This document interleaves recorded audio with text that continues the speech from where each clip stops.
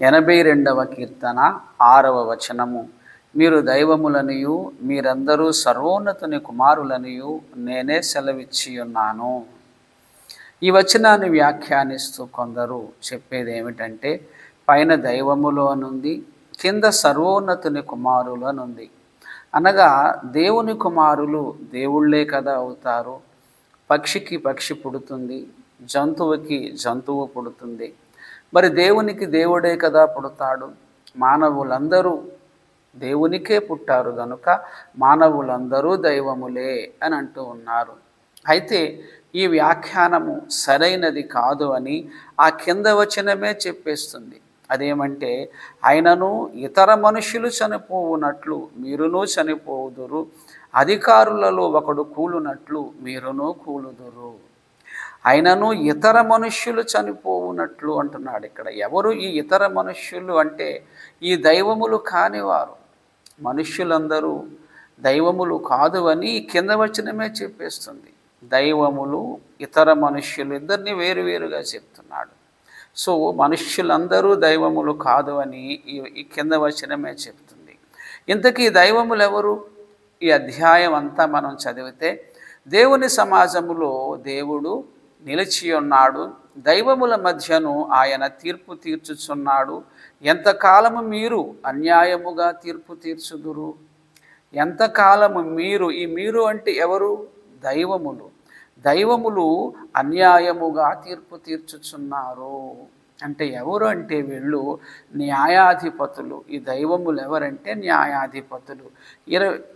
నిర్గమాకాండము 22వ అధ్యాయము 9వ వచనం ఒకసారి మనం చూడగలిగితే, ప్రతి విధమైన ద్రోహమును గూర్చి అనగా ఎద్దును గూర్చి, గాడిదను గూర్చి, గొర్రెను గూర్చి, బట్టను గూర్చి పోయిన దాని ఒకడు చూచి ఇది నాదని చెప్పిన దాని గూర్చి ఆ ఇద్దరి వ్యాజ్యము దేవుని యొద్దకు తేబడవలెను.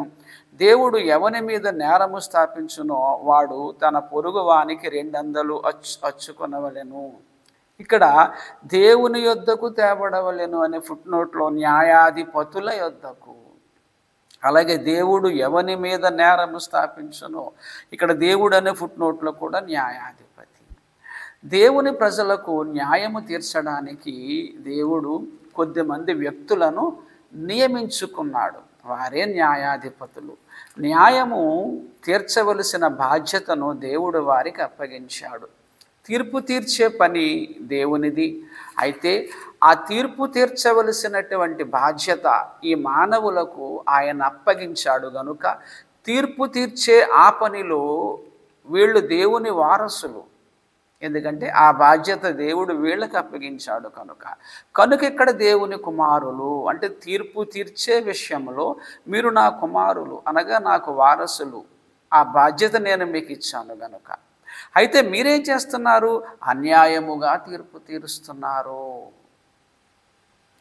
న్యాయము తీర్చమని నేను మీకు బాధ్యతను అప్పగిస్తే, నా కుమారులని దైవములని నేను మీకు తెలియచేస్తే, మీరు చేసే పని ఏమిటంటే అన్యాయపు తీర్పు తీరుస్తున్నారు. కనుక ఇక్కడ అంటా ఉన్నాడు, అధికారులలో ఒకడు కూలునట్లు మీరును కూలుదురు.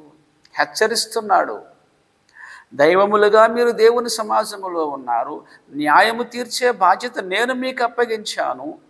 మీరు దైవ ప్రతినిధులుగా, దైవములుగా, దేవుని కుమారులుగా నేనే సెలవిచ్చాను. ఆ బాధ్యత నేను మీకు ఇచ్చాను.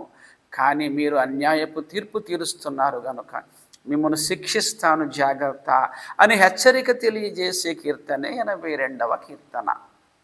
కనీసము ఆ అధ్యాయం అంతా అయినా మనం చదవాలి. ఇక్కడ 82వ కీర్తనలో చెప్పబడిన దైవములు దేవుడు నియమించిన దైవ ప్రతినిధులు, న్యాయాధిపతులు అంతే తప్ప దేవునికి పుట్టిన వాళ్ళందరూ దైవములు అనే భావన కానే కాదు.